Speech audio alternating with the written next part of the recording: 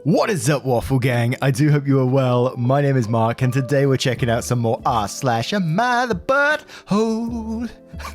It's a good one today. If you're new here, I feel sorry for you. But why not click that subscribe button if you do love a Reddit story? And let's just jump straight in to today's stories. Much love, guys.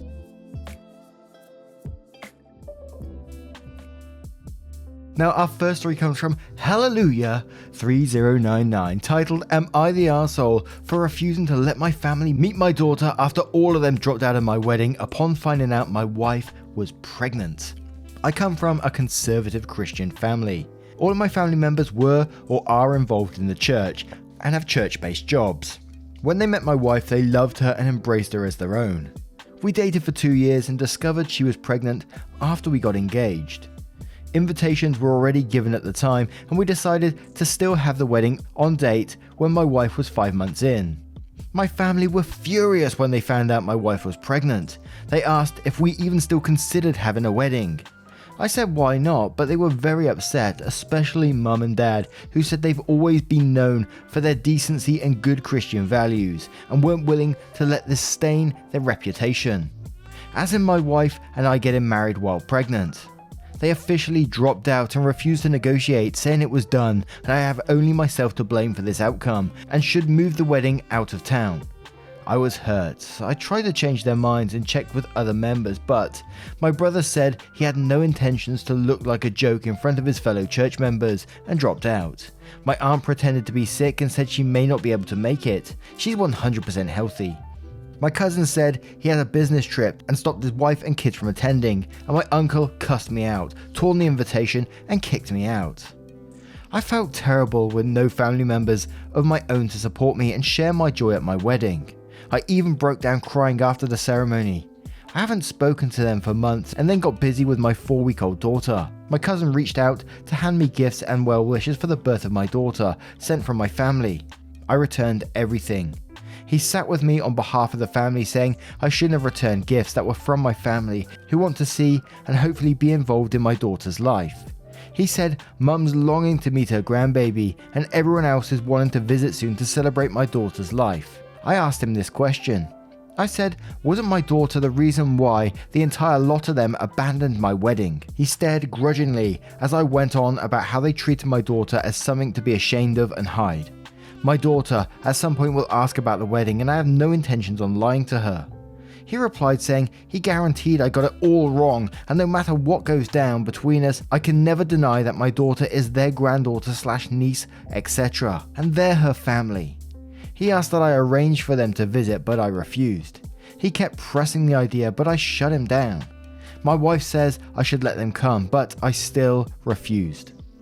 Now, it's one of them ones where I like to try and step into the person's shoes. I know it's not always easy, and it's definitely not easy, but trying to put myself in that person's shoes and knowing I'm just about to get married, wife's pregnant, and my family all turn their backs on me, and then want to come back in later on after the baby has been born and they want to be a part of the baby's life. And I'm not sure I'd be able to forgive that. My whole family turning their backs on me like that and saying what was said and being cussed out and telling me to leave town as well. Yeah, I'm not sure that's a forgivable thing. And saying stuff like that they can never deny them seeing the granddaughter or whatever because they're family. And it's like, well, you turned your back in family when they needed you to support them. So absolutely, I can't see how you'll be the arsehole in this one. Maybe other people have a different viewpoint on it, but I just can't see it. But we'll start with Greek American Dom, who says, not the arsehole. Let your family know that like a good Christian, you're willing to forgive, but they have sinned against you and God.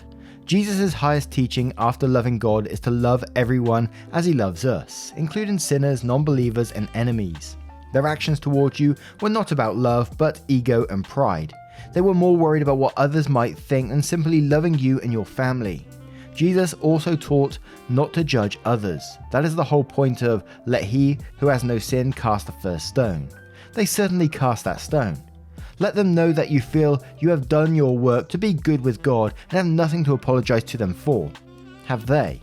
Until they come to you with a genuine apology that admits exactly how they've wronged you and sinned against you and your wife, keep them away. Finance Remarkable says not the arsehole, keep them away from your daughter. You are right, they are toxic. My friend has a similar thing happen, but let the family back into his life. He found out years later that the family would pull his daughter aside from when she was about 4 up until she was about 12 or 13 to tell her she was a bastard and a sinner. Awful stuff. He immediately cut off his family again when he found out, but it really effed his daughter up for a while until he got her therapy. Cadence Quandary says, I personally think that they reap what they sow. Plain and simple. They ditched you as a family because of your daughter. Now you need to protect her from them. What if they pull this on her? What if she does something they don't like or they consider a stain on their reputation? No, they do not deserve to meet her. They ended that relationship themselves, not you. Good riddance to bad rubbish. I have in-laws who use religion to try and control and shame and judge me. I've walked away and I'm so much happier not being around any of them, so I know where you are coming from. Mystical Turnip says, not the arsehole. Actions have consequences. They chose their church facade over being supportive family members. They ruined the relationship. Now that there is a physical, adorable baby, they want to play with her. Nah fam, you're still hurt. You have to give yourself time to heal, then decide if you want to rebuild a relationship with your family. Congrats on your little one and marriage. And one more from Grim Drake, who says, not the arsehole. I'd actually be worried if you didn't protect your daughter from your incredibly toxic family. You're absolutely doing the right thing. Now, what do you guys make of this one? Let me know your thoughts in the comments below and we'll move on to the next story. And just a pre-warning before this next story, there's mentions of bullying behavior from the very title, so if you want to use the timestamps, please feel free to use them. That's what they're there for. Look after your mental health, that's most important. And our next story comes from The One Who Can Relate, titled, Am I the Arsehole for calling my stepson a bully to his face and in front of the whole family? My stepson, Austin, 19, has a cousin aged 14. Who has a burn scar, covers his arm and neck. Austin picks on him constantly with hurtful comments. Some of the stuff he says is, are you still able to make friends looking like that? Or, how are you going to get a girl to go out with you when you're looking like that? And more. It's infuriating because my wife, her family thinks of this as a form of teasing. Is okay, since that's his cousin. But I couldn't handle sitting there watching Austin treat his cousin like that. I truly felt disgusted, as I have a burn scar from a truck accident, but it's concealed so it's not the same, but it struck a nerve in me. Plus my nephew-in-law clearly felt awful, but nobody cared enough to notice. I brought it with my wife and told her how I felt about Austin's blatant bullying, and she called me silly for using the word bullying. He's just teasing his cousin, as in normal stuff between boys. I said I won't stay quiet next time. He does it, and she shrugged me off. We were at my in-laws having dinner when Austin asked me to pass him the salad plate. His cousin was right next to him, so he tried passing the plate to Austin, but Austin got grossed out and yelled at him to not touch his plate with his burnt hand. I was stunned, and unexpectedly, no one said anything. I told Austin that what he was doing was wrong, that he would never look good by making someone else look bad. That's what bullies do, and he was being a bully. He was shocked and the family were quiet as I continued that if he thought doing this stuff will make him look superior, then that's a sorry state to be in, and it shows how clearly it reflects on his own insecurities, and he should find a healthy outlet for these insecurities instead of feeding his confidence off of other people's unfortunate circumstances. I said his cousin has no control over his injury, but on the other hand has control over how he treats others. Austin couldn't even look at me and he got up and rushed upstairs. Mother-in-law followed after giving me a nasty look. Dinner was awkward and no one ate. My wife was highly upset, saying Austin was just messing with his cousin, but I said all I saw was mistreatment and an offender getting away with it. She said I still shouldn't have called him a bully to his face and in front of everyone, then doubled down and said he has insecurities. She stated, just like her family, Austin was shocked, taken by surprise, and won't be blamed for no longer seeing me the same. And that since he apologized to his cousin, then it's my turn to apologize to him. But I said I won't. They're both sulking. ETA, I feel like I just had to put the following for more context. Mother-in-law said a couple of things. One, I, as in someone who's married in, shouldn't get involved in private family matters. 2, she suggested that since I was shamelessly willing to call Austin a bully in front of the family, then Lord knows how poorly I treat him at home, and she insisted on taking Austin in. Hell no, you're not the arsehole, and I'm so glad someone was sat there and has empathy for another and then called out that shitty behavior, man. And I'm really angry at your family and your wife for just sitting there and saying, oh, it's just a form of teasing, it's not bullying. Because bloody hell, yes, it is bullying behavior. I'm trying to picture the scenario like a family around a dinner table and everyone's seeing this bullying going on and just not saying nothing. It just blows my mind that they're getting away with this, almost like the boys will be boys bullshit, and just let them get away with it. And not stepping into that poor cousin's shoes and thinking how he may be feeling when stepson is teasing him in this manner. Wow, absolute hard not the arsehole on this one for me. But Sepha32 says, dear Lord, not the arsehole. How was everyone okay with this? Good for you for being the only compassionate or mature individual in the room. Edit, also a 19-year-old adult bullying a 14-year-old child. More of the same, boys will be boys bullshit. We all see too often excusing atrocious actions. And OP replied to that one and quoted, how was everyone okay with this? And says, I don't know why, but maybe because I was the one who pointed it out, and since my in-laws aren't fond of me, they're accusing me of being out of line and stepping into relatives' issues. I put quotations because my in-laws always make it painfully clear that I'm not Austin's dad, but just a guy who married in. To add, they have a good relationship with Austin's dad, who is, in my opinion, a complete piece of shit. Which, that comment in itself raised another question with me, like, the family treating you like not real family and you're stepping into relatives' issues and making it clear that they really don't like you in some certain way, and you're just the guy who married in, and your wife thinks this is acceptable. I don't know why you're going around there, to be quite honest. The wife in this seems to enable a lot of shitty behaviour. And Jock67 says, not the arsehole, but your wife sure is defending her arsehole son. Consistent Leopard says, not the arsehole, you called a bully to his face, and as is usually the case with bullies, he couldn't take it and ran away. Austin is 19 years old and should be well aware that no one deserves to be treated the way he treated his cousin. You do not owe Austin an apology. Verminous Bow says, not the arsehole, but your wife and her family are awful. Myo Bright says, I am really wondering about your marriage if your wife thinks this is okay. Bum Dragon says, so he can dish it out but can't take it. Mother-in-law did a great job showing her favourite. What would she have done if the cousin ran away upset? Not the arsehole. Lime Ray says, and quotes, he's just teasing his cousin as in normal stuff between boys. And then says, the classic boys will be boys. It's BS. Bullying is never okay because it's boys or because they're related. Your family sucks for allowing it to continue. Not the arsehole. And one more from Intergalactic Circus saying, not the arsehole. So if Austin was doing that to someone that wasn't related, would they have an issue? Or is it just blood relation that throws all morals out the window? I would have a serious conversation with your wife and in-laws, explaining that you're also a burn victim, so you know what it's like to have to look at that every day of your life. They need to understand the reason that 14-year-old hasn't spoken up, that it hurts him, is because he sees that his family isn't defending him anyway. So what's the point? Now, what do you guys make of this one? Let me know your thoughts in the comments below and we'll move on to the next story. And our next story comes from JennaBear82. Would I be the arsehole for telling my mother-in-law to mind her own business? My toddler has no designated sleep routine. Every time my mother-in-law comes over, she makes side comments about my toddler staying up late. Then she'll say, oh, I'm not judging, but seriously, it comes off as she is. I'm an insomniac. A couple of reasons is chronic pain and migraines. My toddler mostly co-sleeps, but does sleep alone in a toddler bed on occasion. I'm usually up with my toddler until around 12:30 to 1:30 am, or I put them to bed around that time and stay up until 3 am or later. It's 5:30 now. The rest of the house is asleep, but we're quiet, playing and watching TV. Peppa, Mickey Mouse.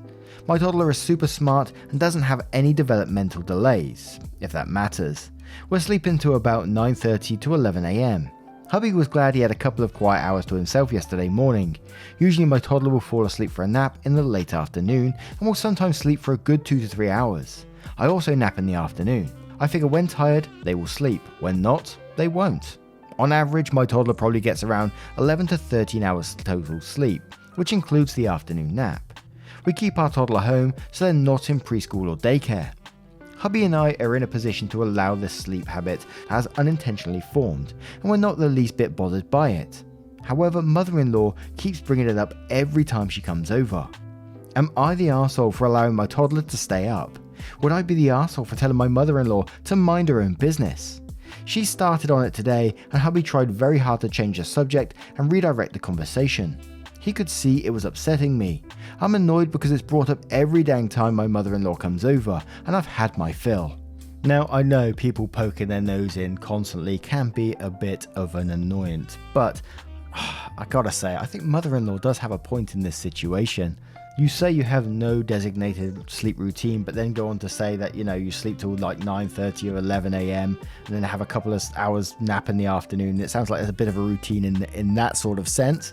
And one of the thoughts going through my head on this one is like, what happens when the child needs to go to school? You've already set up a pretty bad routine for them.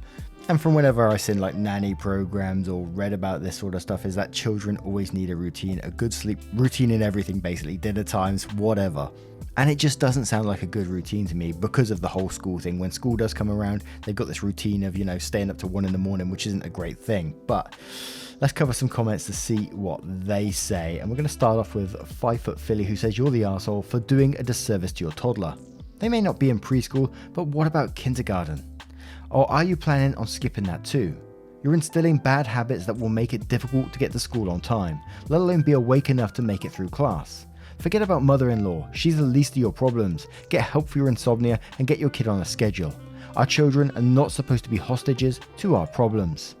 And Wrangler says info and quotes, "My toddler has no designated sleep routine." Then says, "Why not?" And quotes again saying, "I'm up with my toddler around 12:30 to 1 a.m. Then says we're asleep until 9:30, 11 a.m.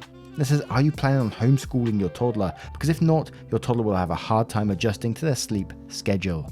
And Nene C says, "Normally I would say mother-in-law needs to mind her business, but her nagging is coming from a place of genuine concern for her grandchild, who is getting enough sleep but is modelling your unhealthy sleep patterns. Not only is this going to be a problem when kiddo goes to school, but I doubt sleep quality is what it needs to be because the sleep cycle is so disruptive. Not enough REM sleep, deep sleep, etc. Soft you're the arsehole because I don't think you mean harm, but what you're doing seems harmful. Speak to your pediatrician about it." And OP did reply to that one saying, "Thank you. I guess the way I saw it was that they're basically on a schedule, it's just later than everyone else's. The sleep is consistent in nature." Pristine Objective says, "No way your pediatrician or anyone else who works with small children would approve of this. Mother-in-law is 100% correct that this is a concern. You're the arsehole." And 3-Hound Mama says, "I'm leaning towards you're the arsehole. There is so much scientific evidence about the benefits of sleep routine and how the body's natural rhythms are there for a reason. What you're doing to your child is setting them up for poor sleep routines. If they've never been to playgroup or kindy and are sleeping through the entire day, how are they being socialized? How do you know your kid is not affected by these poor habits? I recommend you take steps to get some support for yourself and listen to your mother-in-law on this one." And we'll finish up with that bro Joshy who says, "Everyone sucks here. 12:30 to 1:30 a.m. seems ridiculous for a toddler to stay up. That's not stable routine at all, and when your child comes to going to school, getting up early, I can't imagine trying to make a new routine for them will be easy. It's always better to establish a sensible routine early on so they're used to it. Granted, it's your kid and your choice on how to parent is no one else's business. But I don't think you're looking at the long run here. Are you planning to homeschool your toddler? Even if you are, they're going to really struggle to snap into a routine for a job or uni in college, if they're allowed to stay up so late." And one more, because Opie replies to that, who says, "Since you asked, if they were in school or daycare, I would absolutely designate a schedule and adjust it appropriately beforehand, since they're at home all of the time. They're still getting the recommended amount of sleep for their age group and consistently sleeping 8 to 10 hours a night. School is still a few years away.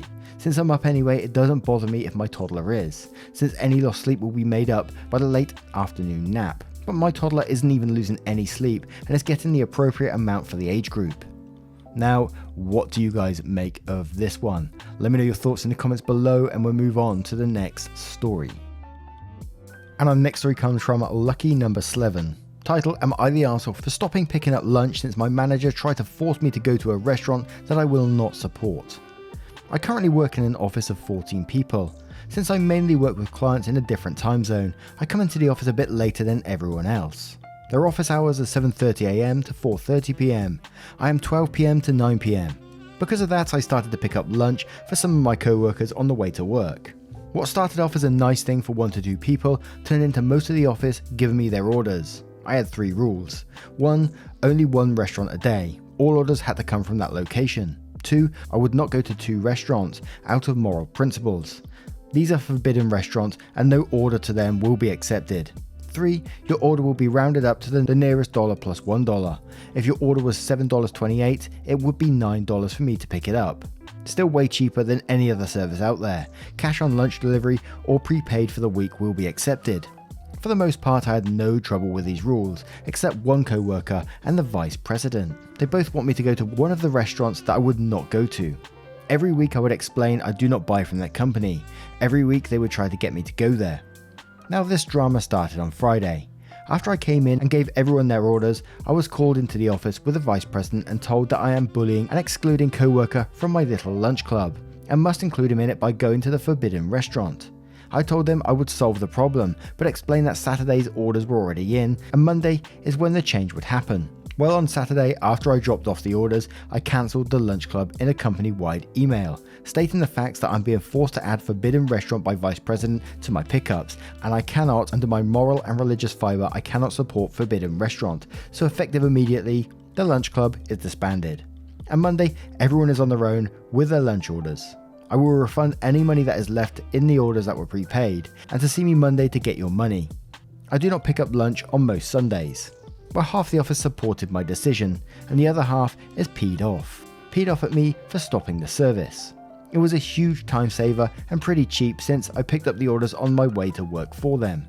I never really made a lot of money off this, maybe enough to cover my daily lunch at best, maybe $15 to $16 a day on a really good day. Edits, this is an alt account for privacy reasons, so I'll reply if I have time to. And I think I may be the arsehole, mostly due to the sudden stop of the service may leave some out without clear lunch plans. Some co-workers seem really ticked off because of it, and also want food from forbidden restaurant. And we'll start off with Nitsanity, who says, not the arsehole. They pushed you and you stopped doing the favour. Accusing you of bullying was ironic. As some people say, they fucked around and found out. And Math says, I think you were too nice to begin with by picking up everyone's lunch. Not the arsehole, your car, your time and your boundaries. They are grown and can get their own food. Bobble Drew says, this is the category of no good deed goes unpunished. Not the arsehole, your VP sucks. Cat Got Your Tongue says, not the arsehole, they can go to the forbidden restaurant themselves or pay for delivery. Anyone that complains is offering to be the new lunch labourer. You did the right thing by ending lunch club. There's always a few that ruin it for everyone. OK Alk says, not the arsehole, your colleagues who are mad should direct their anger at those who try to force you to break your rules. They spoiled it for everyone. You were doing a favour, you're not obliged to do this. I can understand people being annoyed, they will have to get their own lunch now, but that's too bad. And you gave a couple of days notice so people have time to adapt. And a lot of people just going down the same trail of thought. But what is your thoughts on this one? Let me know in the comments below and we'll move on to the next story. And our next story is from Chris T. Dawn 1985, titled, Am I the arsehole for giving my family more than they bargained for when they tried being controlling? My aunt, 43 female, and I, 36 female, were always very close. So when she contracted COVID in May and ended up in hospital, she asked me to be a POA, which I assume is power of attorney. For 3 months, I was back and forth to the hospital, plus handling her life and medical care. She was incredibly sick, organs shutting down, tracheostomy to breathe with the help of a ventilator, so this was far from an easy job to take on. My aunt had 6 siblings. She's the youngest, she's only close to 1, we call her Elle. The other 5 never liked her and never really bothered with her. I'm not close with them either. Backstory of religious trauma there, but I updated them regularly. None of them saw her or offered to help. 3 weeks ago, she was flown to a hospital 2 hours away for more intense treatment. 2 weeks ago, I got a call that she had experienced a catastrophic event and I got myself to the hospital as quickly as possible. They told me she wasn't going to make it. I had to make the decision to withdraw her life support. I called my family, begged them to come to the hospital, and they all refused. My aunt Elle lives across the country and immediately started looking for flights. She passed a couple hours later. I arranged her cremation and the funeral service sent all of the documents, as well as the receipt for the cremation to my grandma. Elle paid for the cremation. FF to now, and I'm trying to handle her estate, clean out her apartment and arrange everything that comes with someone passing. My family thinks there's money in it for them, so they're refusing to hand over their death certificates, as well as the receipt for a cremation that Elle paid for. They have said they're worried about how I'll handle her finances, even though they haven't had any concerns at all for months. They want me to do all the work to settle this, but they want a say in how I do it in every step along the way. The estate is a mess. She died without a will. Everything goes to my grandma by default. I was doing the work to sell her estate out of love for my aunt. My family being greedy and wanting control has made it impossible to move forward because I can't do anything without those death certificates they won't hand over. After months of caring for her, making hard decisions and being left alone with her when she passed, this pushed me to my limit. So I decided if they want control, they can have all the control of handling the entire estate themselves and cleaning out her apartment. I walked away from the responsibilities that come with the executor of her estate, and now it falls entirely on my grandma and family. I feel guilty for doing this, but my mental health was already fragile. I have a medically fragile child on top of this. Am I the arsehole for giving them more than they bargained for when they blocked me from handling her estate? Now, as some of you may know, my father passed back in March, sort of late March-ish. I'm still dealing with like his estate now, having to jump through loopholes, not from my family or anything like that. They've been absolutely perfect with it, but just through the government and stuff, forms that you have to fill out, and it's absolutely ridiculous the length it takes. Forms you fill out, and it's very, very stressful stuff. So I totally understand where OP's coming from, especially when you got family involved trying to put roadblocks in your way and stuff like that. I don't blame you for taking a step back when they're being absolutely greedy, toxic people, in my opinion. But Blank Cassette Tape says, not the arsehole, you should walk away now. Thank you for being a great human and helping your aunt. Spinner of Yarn says, not the arsehole, you should know though that anyone can get a copy of the death certificate from the county. If you need one for something you want to do, you're not stuck because of the vultures. I'm sorry for your loss. OP replies, I'm in Canada, so unfortunately I can only obtain it from the funeral service. And they're telling me by law they can only release it to a family member who signed for the cremation, which had to be my grandma as her next of kin. Alex says, not the arsehole, if they're putting up roadblocks, then you are right to walk away from the mess. That said, you could probably have gotten copies of the death certificate from the funeral home. They produce death certificates in my country, plus the cremation receipt. I find it strange that your aunt had a medical POA, but she did not have a will. The two are generally written at the same time. Lucidity74 says, not the arsehole, you get to walk away from this, but have you considered getting an attorney to consult? The cost might be withdrawn from the estate. Death certificates should be available through your local government, and there are services to help with cleanouts. As executor, you're entitled to a certain percentage of the estate to compensate for your time. You get to back out though. It's a good thing to see the full picture. Your family suck. I'm sorry. And one more from Abby Burb, who says, not the arsehole, they only want to be there when it benefits them. The only concern, your grandmother. Is she going to be strong enough to handle them all? Is it possible for you to take a temporary break and then give her backup? OP replies saying, unfortunately my grandma is where my mother, aunt and uncles learned this type of behaviour from. I have a truly toxic family. They're all going to fight over her stuff like vultures, and it would break my heart to see it and be in the middle of it. My aunt and I got along so well because we both are respite from that type of behaviour that all in our family engages in. And that just sort of cements it for me that, you know, you're right to walk away from this, mainly for your own mental health. Who wants to see family tearing each other to shreds over stuff like that? Absolutely not the arsehole to me. But what is your thoughts on this one? What are your thoughts on all of today's stories and your verdicts as well, if you choose to share them? I would love to hear them in the comments below if you have a moment of your time. A huge thank you from the bottom of my heart for being involved today and getting involved with the channel. It really does mean the world to me. There's a playlist on your screen right now as I speak that you can get involved with, and it just cycles through all our videos. I think we've got over 600 Am I the Arsehole posts as I speak right now, as well as other playlists as well. Thank you so much, guys, and I will see you in the next one. Take care. Much love.